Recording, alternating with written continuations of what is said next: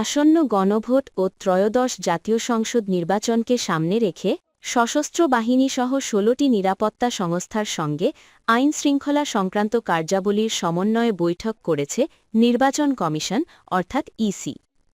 রবিবার সকাল ৯টায় আগারগাঁওয়ে নির্বাচন কমিশন সচিবালয়ের সম্মেলন কক্ষে এই বৈঠক শুরু হয়। ঘণ্টাব্যাপী বৈঠক শেষ হয় সকাল ১০টায়। এতে সভাপতিত্ব করেন নির্বাচন commissioner brigadier general Abul Fazal Mohammad Sanaullah অবসর। বৈঠকে ইসি সচিবও উপস্থিত ছিলেন।